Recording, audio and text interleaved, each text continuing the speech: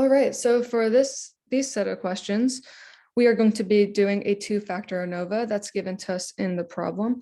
But is this going to be a two-factor with replication or two-factor without replication?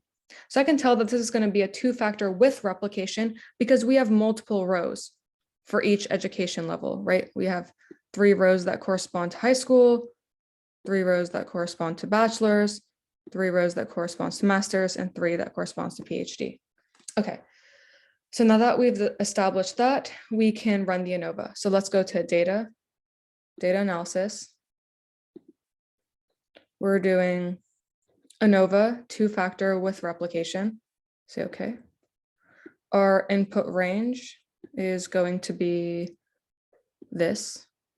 You want to make sure that you're including the labels in this. Rows per sample, we said that we have 3, right? 1, 2, 3, 1, 2, 3. 1, 2, 3, 1, 2, 3. Okay.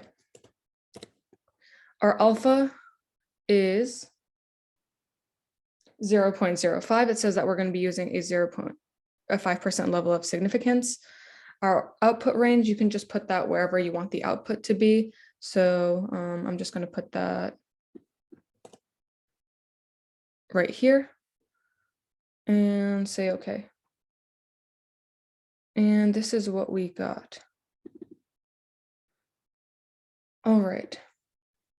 So now what we want to do is let's change these names so that it matches with what we have here. So I'm just going to pull up the cheat sheet. So this is a two-factor with replication. Sample is factor A, columns is factor B. So just let's move this now. So what do we have for our columns? Look at our columns here. This is going to be field of employment, right? So what I'm going to do is put column/employment. The other factor that we have, that's our sample. That's going to be the education level, right? So I'm going to change this to sample/edu for education and level. Okay. Now that we've done that, let's take a look at the questions. So for 13, we wish to test whether or not incomes differ by field of employment. What are the null and alternative hypotheses? So field of employment. How many fields of employments do we have? 3. Okay, so that means mu1 equals mu2 equals mu3. That's going to be our null hypothesis because our null hypothesis always has equals in it. Okay, so that narrows our answer choice down to these 2.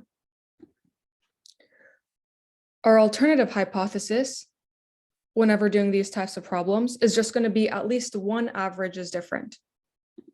So the answer choice here would be C. Okay, so we are testing field of employment, and we want to determine if we reject or do not reject. So the 2 values that we need are our p-value and our alpha. So our alpha, we said, is 0.05, since that's our level of significance. What's our p-value? So let's look at our p-value corresponding to field of employment.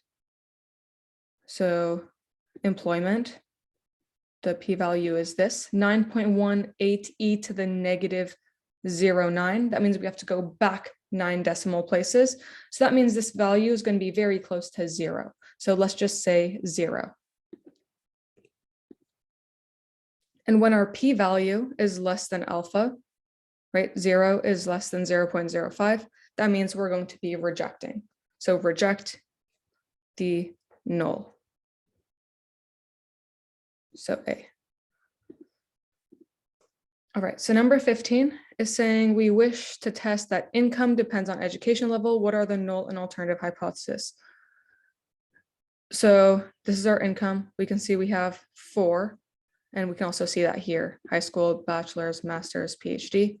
So that means our null is the one that always has equals in it. So it's going to be mu1 equals mu2 equals mu3 equals mu4. So that means one of these is going to be correct. And our alternative is at least one is different. So answer choice A would be the correct answer here. Now, which of the following is the correct statistical conclusion? So do we reject or do not reject? So our alpha hasn't changed. Our alpha is still 0.05. Let's look at the p-value that corresponds to education level. So this is our education level. This is our p-value.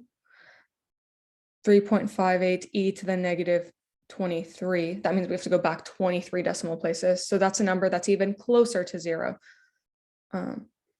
than this one. So we're going to say our p-value is 0. And since our p-value is less than alpha, we reject. So B.